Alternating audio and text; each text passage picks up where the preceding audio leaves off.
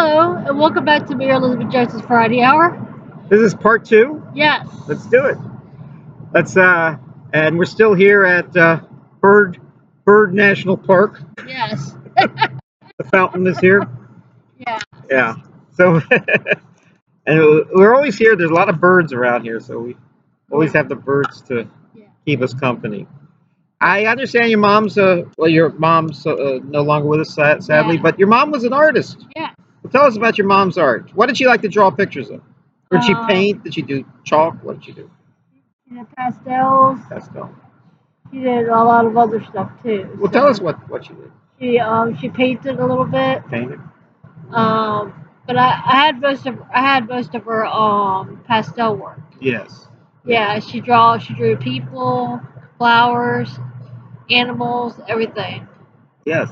Yeah.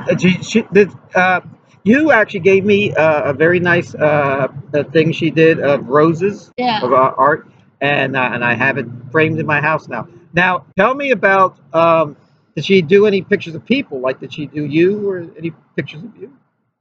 No, not of people. Mostly people for magazines and stuff. Oh, okay. She would see the picture in the magazine and she would copy it. Yeah. Yes. Yeah, I know people do that. That's quite a thing. Yeah. I used to love art. I mean, I used to love to do art as a kid. Somebody told me once you turn 12 years old, you unless you really want to, you stop doing art. Yeah. I mean, you used to color, in the book. You used to paint. I used to paint by numbers.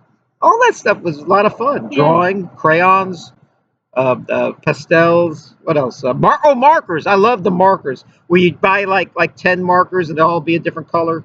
Yeah, and I would spend all day. I used to copy cartoons and the comic books and stuff, and in the funny papers. You would make this cartoon character named Mr. Pika. Oh, tell me about that. It's this guy. He had a mustache, but he had a funny looking neck. It was pretty funny. He had a goiter or something? He had a chicken neck? A turkey model?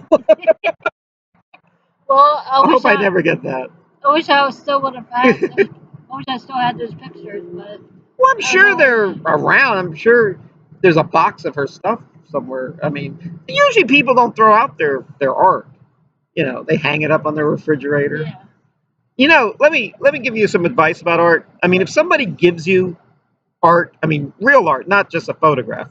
Oh, you can do it with a photograph, but certainly if they took the time to draw a picture or paint something, hang it up. Put it somewhere that people will see it, because it's not doing any service in a box.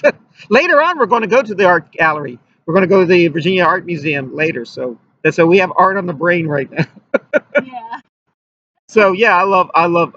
In fact, I said this before, that when I travel, when I started traveling and go to all the big cities, the first place I would stop is the art museum. Yes. The Louvre, the Prado, the Tate, the National Gallery in Washington, the Museum of Modern Art in New York, the Metropolitan Museum of Art in New York, all those wonderful places. The Hirshhorn. And then after that I'll go to the Eiffel Tower or the Statue of Liberty or something. Yeah. I have a problem drawing. I mean, not that I like to draw and everything. I'm not a great drawer, but I like to draw. But I never know when to finish the picture. I just keep drawing and drawing and drawing and keep.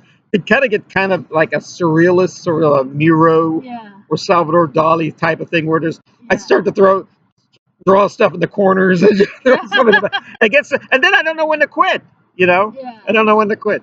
But now this is the bad news for modern artists. I got to tell you, there's a new thing out called ChatGPT. Oh yeah. And they'll take your photograph, or they'll take anything you do, and you could make a Renaissance-looking picture. You could make it like a crayon picture. You could make it look like something you would get at the state fair. Caricatures could make, and a lot of people that do it, and they do it at my detriment. on the internet. They make me do terrible things in these chat GPT because they have to make these things up because I'm such a humble and holy modest man that I won't do any. So of course it's like having Mr. Rogers. They're doing it with Mr. Rogers and stuff, making him do stuff like eat a dog or something. Usually the nicer you are, the worse they make. The villains make that you. So they give the idea that they invented AI and Chat GBT. Guess what? I started doing it like a couple of days ago, and it's not all that hard. It's one of the easiest things to do. In fact, doing art is actually, like your mother or Picasso or one of these Rembrandt. That's hard work to do that. You have to have talent to do that. You don't need talent anymore. You could be the most talentless person, which a lot of these haters on the internet are, and do and get that done. So I've been doing it. I'm still just playing around with it, but I think probably in a few days, maybe give me a couple of weeks, I'll be a genius at it. Do it for all my friends and everything, and make it nice. So that's the Chat GBT story. I've had a pretty exciting. You came from New York, and she gave me this wonderful pin. I wear pins all the time, and this is a different pin of the Flintstones. When my car isn't working, it works like that. It'd be faster just to dig a hole in the floorboard and just run. Yeah. This is from Forrest Gump, the Forrest Gump, Bubba Gump shrimp at in Times Square, and this is the cool. If you know anything about Forrest Gump, life is like a box of chocolates, and this is one of that. But this is what's kind of neat about it. If I could show this, I don't know if I could show this, but you can see the chocolates.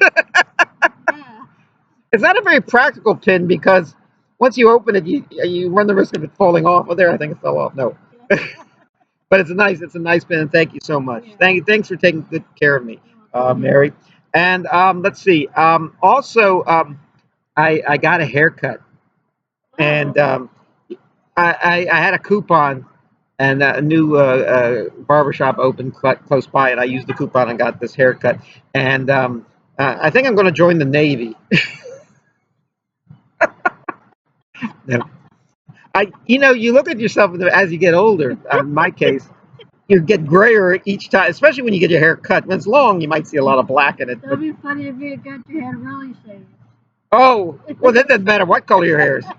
I knew a guy who shaved and said, I know a guy who shaved and said, you know what I said to him? I said, that's my favorite hair color. He goes, what do you mean? I said, neat. By the way, speaking of shave your head, did you hear that they're retiring? I guess Procter & Gamble's retiring Mr. Clean. Oh, I didn't know that. Yeah, and he's been around since 1958. I mean, is he retiring because of old age or something? That's sexist. That's ageism. And he's a good looking guy.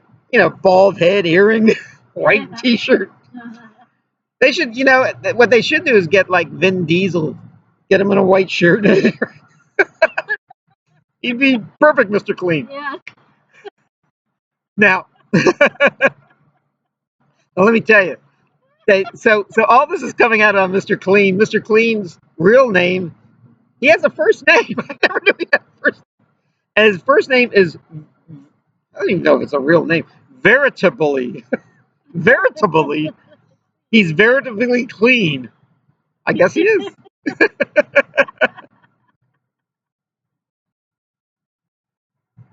I remember driving down the street once, and there was some guy leaning against a lamppost, a bald-headed guy with a T-shirt on and earring. Said, "Hey, Kevin, you ever wanted to meet Mr. Clean? Get his autograph." Oh gosh. You're right there going up. Going up to him and asking him, "Can I have your autograph?" And he gives the autograph. He goes, "Well, I thought you were Hootie of Hootie and the Blowfish. You're Mr. Clean." So anyway, I thought you were Vin Diesel. No, anyway, so so I so anyway, I got this haircut, and that worked out great.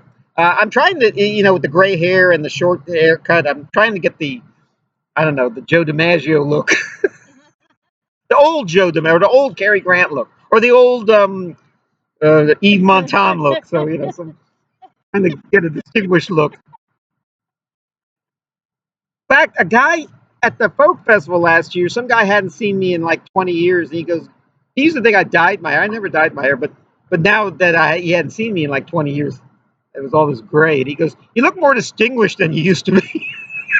I said, "Thank you." Distinguished, another way of saying old. Yeah. So anyway, oh, this is what I want to tell everybody, and this is very important. Do we have any time? Do we have any time? I feel like David Letterman. Do we have any time? Okay, I go get an oil change. Okay, I'm not going to tell you where it was, but it's a famous place that does oil changes, a national brand, and they had a coupon for $26. Okay, I got it in the mail, and there were two. And I got the oil change. The oil change was over $100, so I got. It was a good oil change. I have to admit that. But they didn't take my coupon. Listen to this, because there were two of them on the address is West Broad Street. There were two of them, and I went to the other one, and they said we can't honor this. This is for the other place. So I was mad. I was I can not that I'm a, I don't like leaving $26 on the table.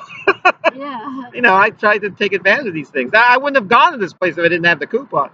And they already did this. I mean, I can't give the oil back. So here, empty out the oil and give me my old oil back. So about a week later, they sent me something in the mail, and they said, not in the mail, in the email, and they said, "Tell us about give us a 4-star review and everything." So I said, "Listen, everything was fine except for that not honoring that coupon, which was," and I kind of hinted that this is the last time I'm going to this place. Okay, I wasn't a jerk. I was it's kind of sad. So, oh, I really wanted to have it. I tried to be like I was the victim here, Yeah. not some jerk that wanted $25. So they called me up out of New York or somewhere and asked me questions about what my thing was. And then I thought they would, at best they were going to take the $25 off my credit card or something. Yeah. They sent me a voucher for a free oil change next time my car needs it. So what I'm what's the moral of the story? Speak up. They don't want to lose a customer. When you get something, if you don't get your coupon used at a restaurant, or the coupon used at the Walmart or something, speak to either the manager, or speak to go to find out in New York or somewhere, or Florida or California somewhere, their home office is, and tell them, they want to help. A bit. Let me tell you what business is. Business is not them cheating you and then you're this suffer in silence. It's a business agreement, meaning they get what they want and you get what you want. And I didn't get what I wanted, and now I got what I wanted. Yeah. So now they're happy, and they get to keep a customer. I get my discount and everything. So speak up. Nothing would have happened if I didn't contact the when they sent me the thing. Give us a 4-star review. Well, you're not going to get a 4-star review in that aspect. But it all worked out. So yeah. So actually, I'm on a roll. Things are working out pretty well for me lately. And the weather is getting nicer and everything. It's a nice day today. Yeah. So anyway, hey, want to hear something? Well, I have a lot. I always talk about movies and show business and everything. I love. Don't you love show business? Yeah, I do, yes. I love show business. I think everyone should be in show business. Yeah. Everyone would be happier if they were in show business. So anyway, the greatest invention in my day was the VCR. because then I could tape shows and not have to stay at home to watch them. I could tape shows like Saturday Night Live. When Saturday Night Live started, they didn't. They were afraid the show was going to fail. You know why? Who the hell's going to stay at home watch TV on 11:30 on a on a Saturday night? Losers who can't get dates. That's what they thought, but it became a big hit because evidently there were a lot of losers who can't get dates. Yeah. So, but it's a big hit. But now, because I was a teenager at the time, yeah, of course I was at home a lot on those days, and not so much anymore. But now I could tape Saturday. I mean, maybe starting in the '80s, I could tape Saturday Night Live and watch it the next day or something. I don't even watch Saturday Night Live anymore live. Yeah. I watch it on the internet now because it's always on the next day on the internet. But it's same principle. So I love. So then then DVDs came out and now they don't even have DVDs situations anymore. You know what they have now? They have streaming, Netflix and Tubi and all those others. YouTube.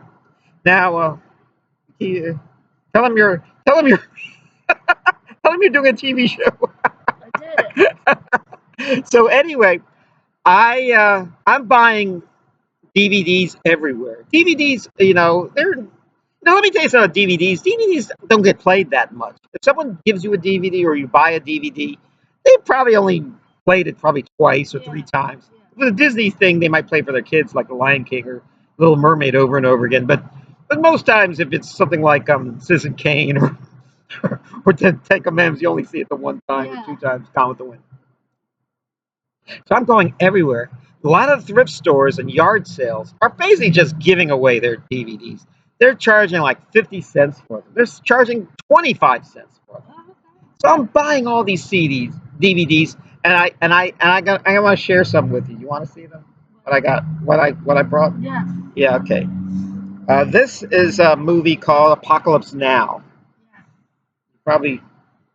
And Apocalypse Now. I've heard of it, but I haven't actually seen it. Well, that's why I'm here, to educate you. Apocalypse Now was like the biggest hit when I was in college, and we were waiting for years to see this movie, and we weren't disappointed. And Robert Duvall, who just died last week, the original Boo Radley of To Kill a Mockingbird, has a very famous part in this movie as a Marine sergeant who has a. It's about the Vietnam War, and it's a pretty wild scene. How they clear out a whole area in Vietnam just to go surfing, and they play the Ride of the Valkyries, while they're bombing this place. Dun dun dun dun dun dun dun dun. And of course Marlon Brando. It's actually a remake, not a remake, but a reworking of A Heart of Darkness by Joseph Conrad, written about 150 years ago. So, and it was a big hit in its day. Francis Ford Coppola made it. You can tell by this cast as Martin Sheen, who I've met a couple of times. Very nice. Dennis Hopper is in it. Marlon Brando, of course, is the villain in it. He comes in late in the film. Lawrence Fishburne's in it. Harrison Ford is in it. A lot of people are in this movie, yeah.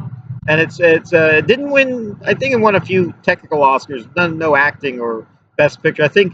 There was a movie called The Deer Hunter, which the year before won Best Picture, so they couldn't really give it Best Picture. Another Vietnam film, but that's the Apocalypse Now. This is actually the original version is about 2 hours and 20 minutes long. They added probably another 45 minutes to this, and it's a different version of. I mean, there's a lot. The original stuff is still there, but there's more to it, more scenes to kind of flesh it out. Because I think originally they had like a 5 or 6 hour movie, and they cut it down to close to 2.5 hours. This is about a little more than 3 hours. So this is what they call the director's cut or something. So check that out. Now the Coen brothers.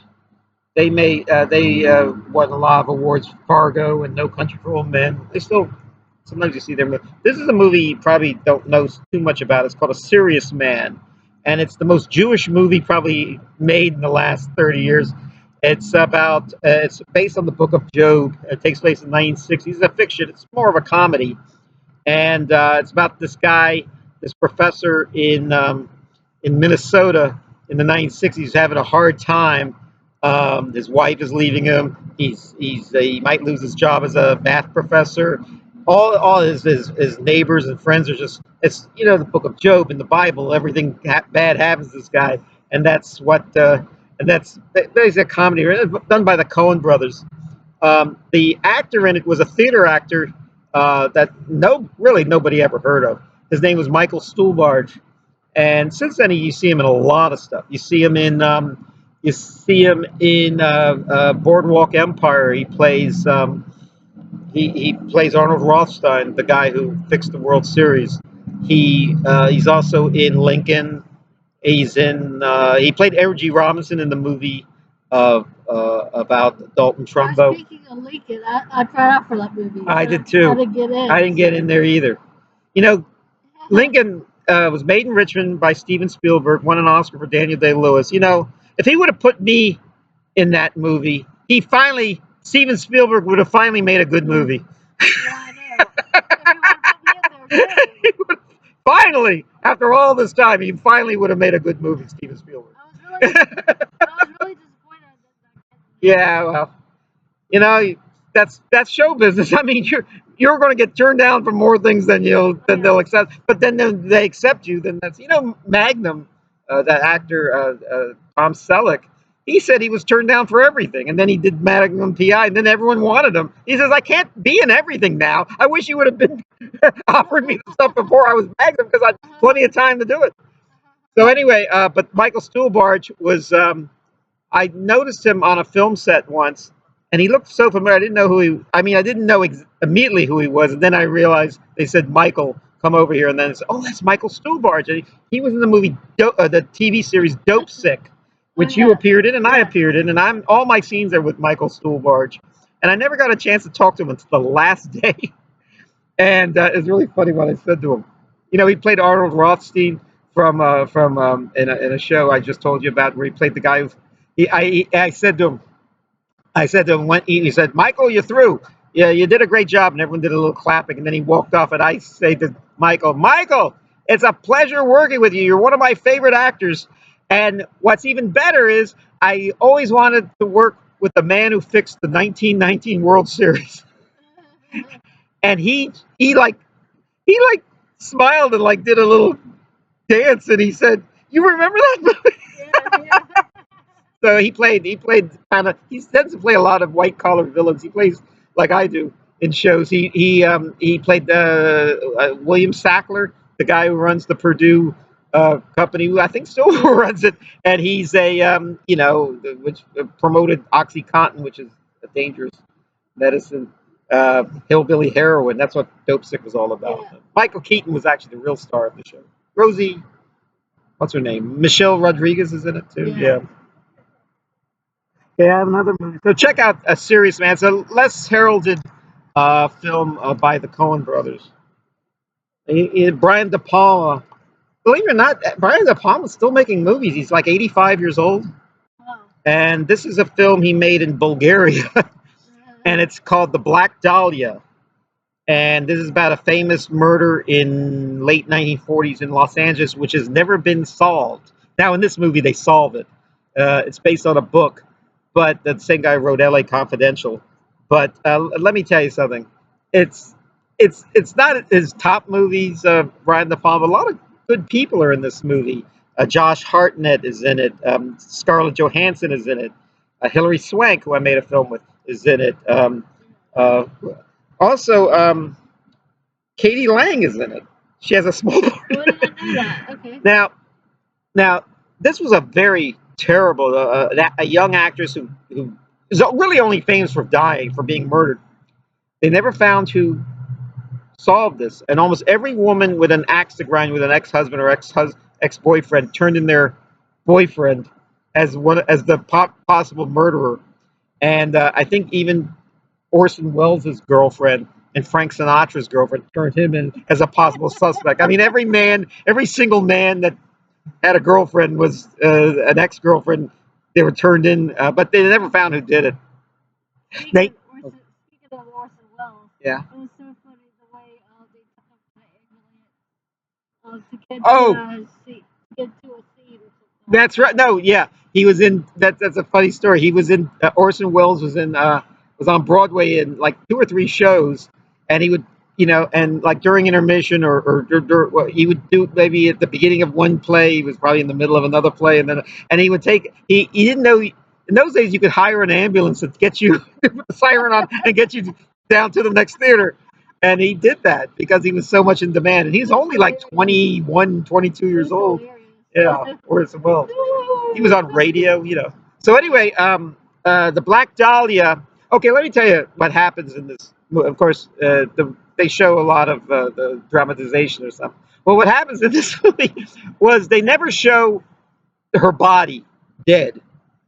Okay, but there's a little document, like a lot of these DVDs have little documentaries about the, and they show the crime pictures of the real crime pictures of the girl who got killed, who got murdered, and it was the scariest picture I ever saw. They should have told me before I saw this thing that I was going to see this, because I mean, she was actually pretty much torn apart and left in a park. I mean, it's in Los Angeles, and they never did find who did it. Whoever did it had plenty of time on their hands I mean, but they show it in the documentary, but they don't show it in the movie.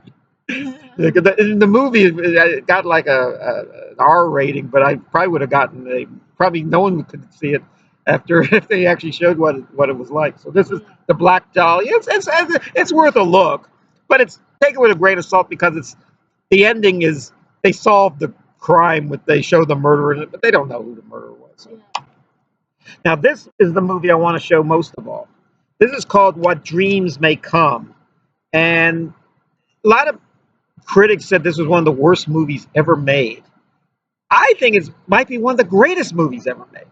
It was made by a guy who doesn't really make a lot of movies anymore, named Vincent Ward. And every one of his movies, I think he's out of Canada, every one of his movies is really good. Robin Williams stars in this movie. This is as depressing a movie as you're ever going to get. What happens is, I think his wife dies early on in the film, like in the first 10 minutes of the film. Annabella Sciorra,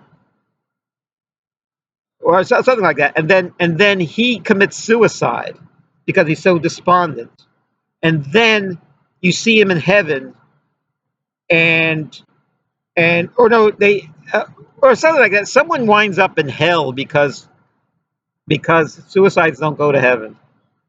I mean, according to this movie, you probably heard that story, and I mean, a lot of belief.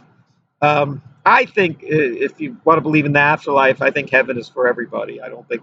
In fact, people who commit suicide probably are really suffering inside and probably need an end to their pain. But anyway, the special effects are great in heaven. His wife is a painter, so he walks around in this landscape, just like we were talking, with all this paint everywhere, and he's walking. There's rivers, and there's it got actually, as bad a movie as they claim this is. It still won the Oscar for best special effects in the movie, and it's really something else. And the title "What Dreams May Come" is means that it's a line from Hamlet. It's from "To Be or Not to Be," which is a famous speech about should I live or should I not. Yeah. So Werner Herzog, the director, has a small part in it. Cuba Gooding is in it. Who else is in this movie? Max von Sydow, I think, is in it. So check this movie out. It's called What Dreams May Come.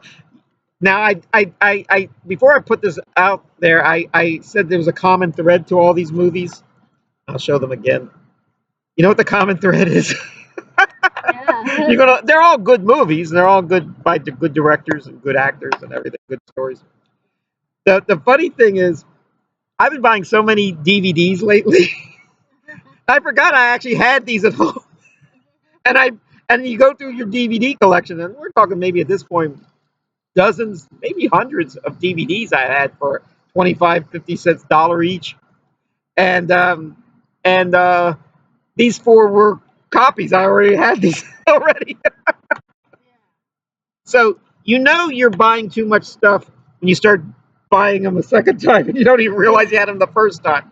So I'm just recommending these movies. Is there any movies you've seen lately that you would recommend? Muriel's Wedding. Muriel's Wedding. Yeah. Oh, with Toni Collette. Yeah, that's a Yes. very good. It's an Australian movie. Yeah, Yeah. it's a good movie. Yeah, I remember seeing that. That was a big hit in its day. Yeah. And you ever seen a movie called Song Sung Blue? Yes, I love that movie. It's a good movie. Yeah, we went to see that movie Yeah. a few weeks ago, and it was, Yeah. yeah, it's very good with Hugh Jackman. Yes. Yeah, and Kate Hudson, Yes. Goldie Hawn's daughter, and the music. It's all Neil Diamond music, and it's all about, but it's not about Neil Diamond. It's about Neil Diamond impersonators. which you know they should give. They I'm surprised. I'm so happy they gave impersonators their own movie now. The true story is also the documentary. I would suggest going to the movie first with Hugh Jackman, or watching the movie if you see it on TV, and then going to the documentary and see. A lot of it is not, was in the movie they make it a little different to make it more interesting because real life is so messy. But check that movie out, Song Sung Blue. It might be the best, one of the best songs when I was a kid. Certainly one of the best Neil Diamond songs. Say, it's 2026, and we're starting things off on the right foot. So Yes, I'm so definitely, happy yes. that you invited me here to enjoy the sunshine and talk of show business and life and ideas with you. Yes. Thank you, Mary Elizabeth. Well, I appreciate y'all tuning in. May God bless you. My name is Kaye Lazar. You're watching the Mary Elizabeth Variety Yes, and Hour. I'm Mary Elizabeth.